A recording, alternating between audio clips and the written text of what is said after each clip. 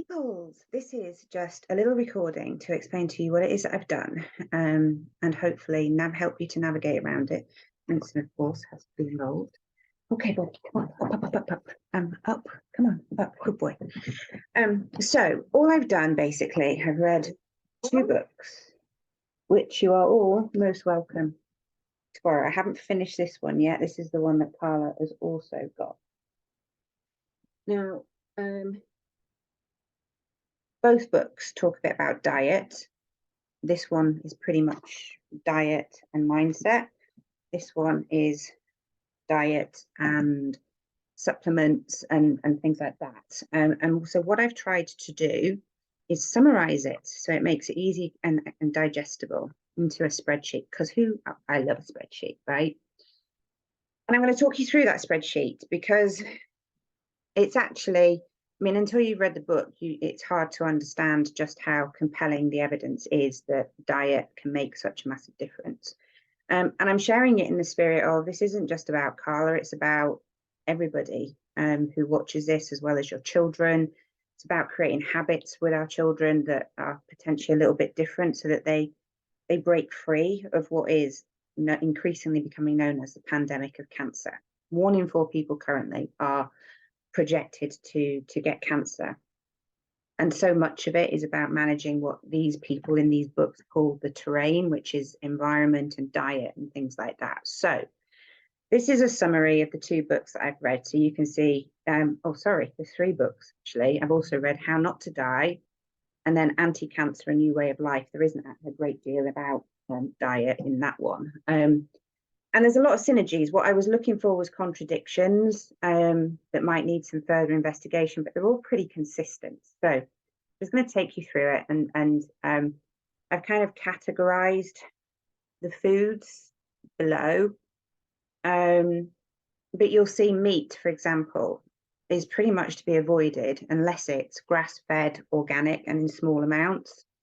And yet we're under huge amounts of pressure these days to eat protein at like every meal and so on, and yet massively carcinogenic and very much linked to the post-war period and how our meat is being bred and fed and force-reared, which is why grass-fed, organic in smaller quantities is okay.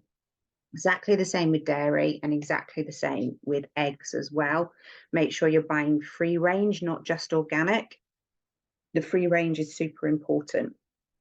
Now, fish and shellfish are good, but interestingly, there was an experiment done to see if the nutrition in food was depleted for being frozen. The answer is no to all foods except fish, where 30% of the omega-3 in fish is destroyed in the process of it being frozen. Now, a lot of our fish comes to us pre-frozen because they freeze it on the boats, because the boats are out at sea for so long. So bear that in mind. It's not potentially as good a source of omega-3 as you perceive it to be.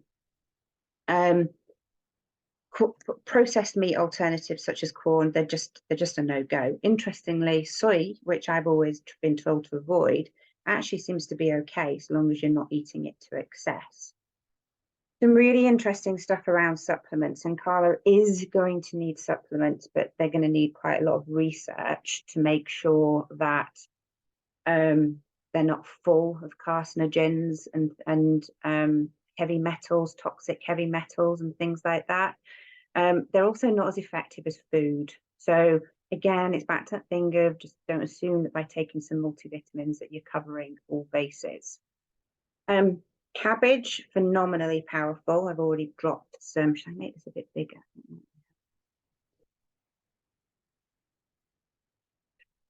I don't think I can in Google. I'm going to send you the link to this as well, guys. But cabbage, when cancer cells are put into a Petri dish and cabbage juice dripped onto them, cancer cells died. Now, there's no funding to carry those kinds of experiments on, but my takeaway is that your green veggies, your cabbage, they're really good for you in lots of different ways, massively anti-inflammatory. Same with all your red and purple veg, garlic, onion, leeks, shallots, chives, sweet potatoes, squash, yams, all good. Potatoes, not good because they just spike insulin, and there's going to be a key theme as we progress down the line of restoring Carla to health, which is, there's going to be a big theme about managing her insulin.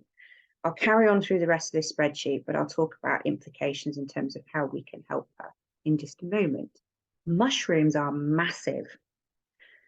So if you're feeling a little bit useless and you feel like you want to help and prepare some food, making her like a spaghetti bolognese made from mushrooms instead of corn and stuff like that, what you do is you just put the mushrooms into a food mixer and blitz it so it becomes like mince size.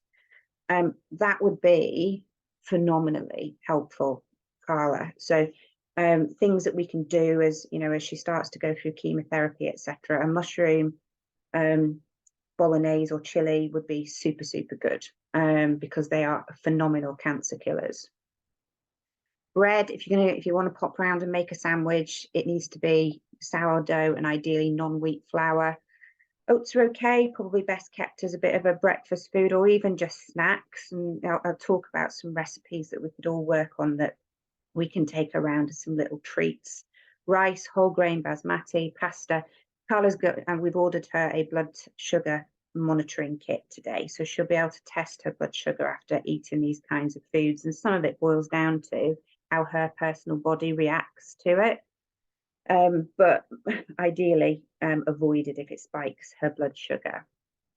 And there are alternatives, things like quinoa, millet, buckwheat.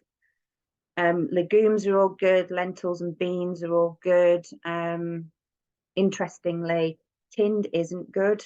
We'll touch on it at the bottom, but tinned isn't good. Ideally dried, possibly frozen. So you can buy I can never say this word, edamame. Is that right? Beans frozen from Tessie's. So don't rule out frozen for beans either.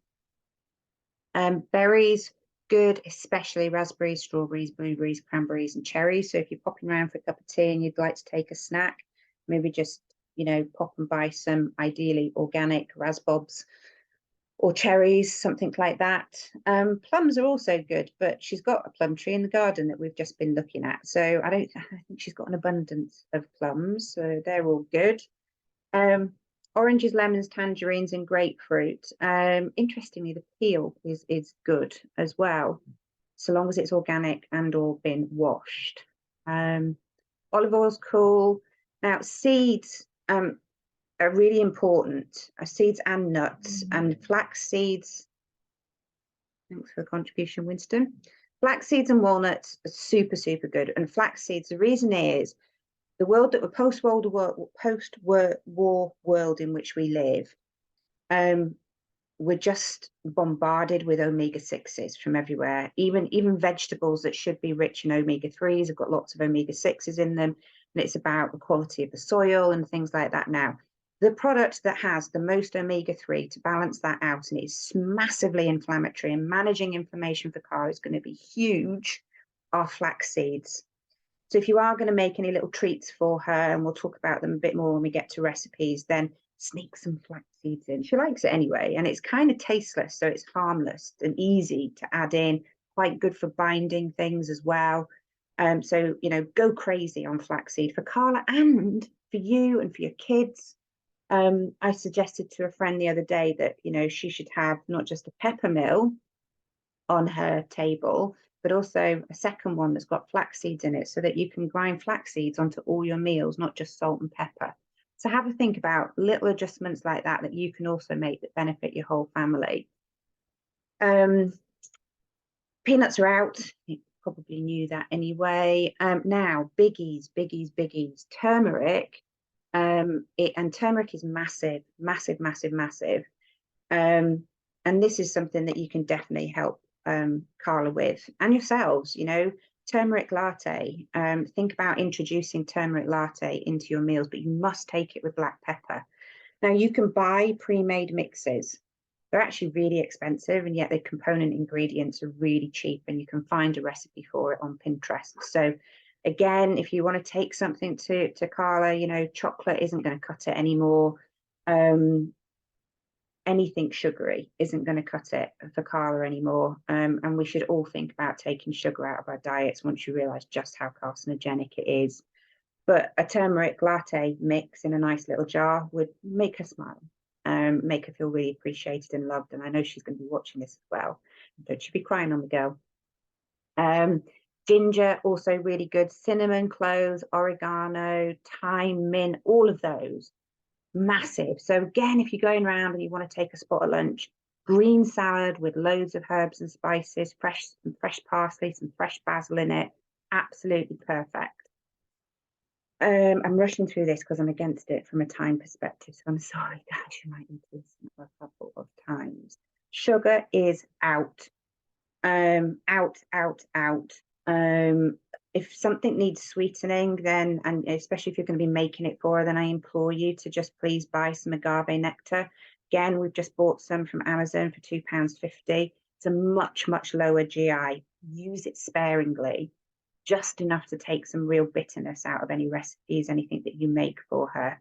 But agave nectar, I think, is your best bet because it's low GI and ideally, again, organic.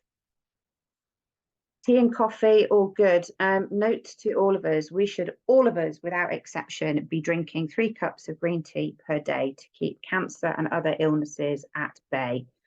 Japanese matcha or sencha tea is just as good as well. So yeah, use this as a catalyst to drive changes for you as well. Water, buy a water filter to go under your sink. It isn't bullshit that it's all full of fluorine and toxic heavy metals. Some of it is to do with the ancient plumbing systems that we have in place, but please buy a water filter for the sake of your kids, even your animals. I don't even give my dog tap water. And the easiest way of making filtered water available is to buy an under sink one and just be done with it. Cacao is great, but not cocoa. So look at the spelling. It's an important differentiation between CACAO and COCOA. Cacao, ideal.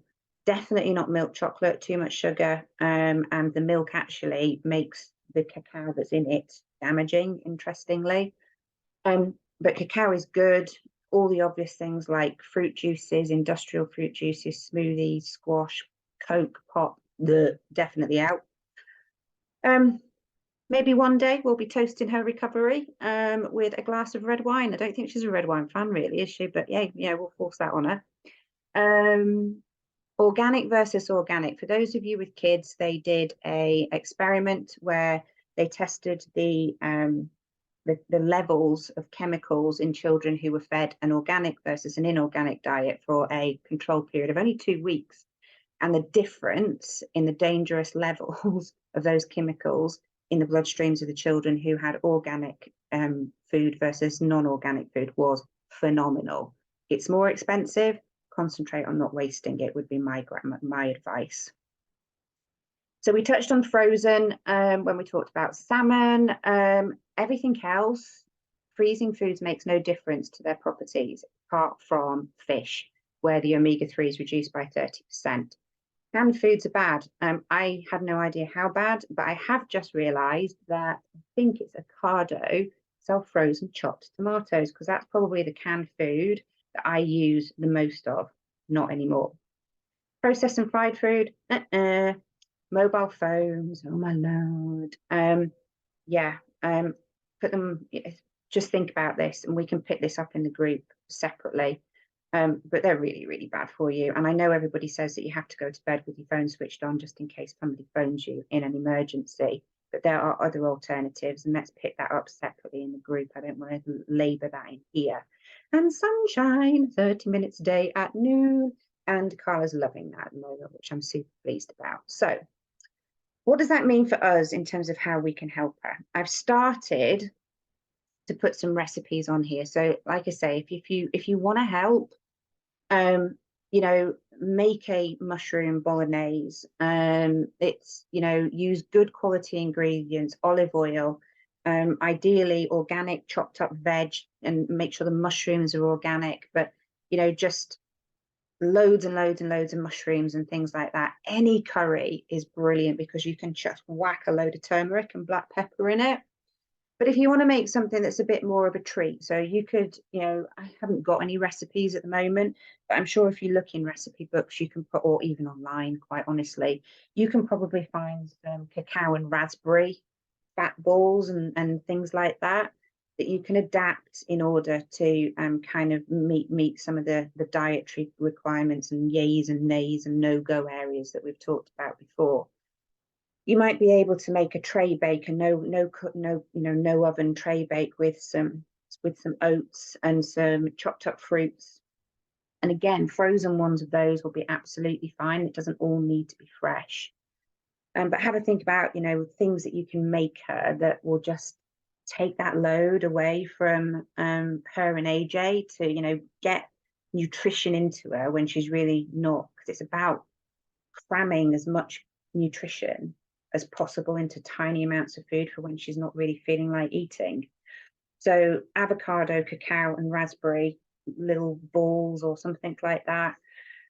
Use flaxseed, ground flaxseed to kind of combine it. I'm sure you guys can create some recipes. And like I say, if you wanted to mix her up a jar of turmeric latte mix, I'm sure she'll be absolutely made up with that. Other useful gifts are obviously going to be things like organic cream tea. Now, to make this easy for Carla and AJ, I've put a daily checklist of the things that are the most important. So everything that's got something in here, if I filter it, these are the things that she needs to be having daily.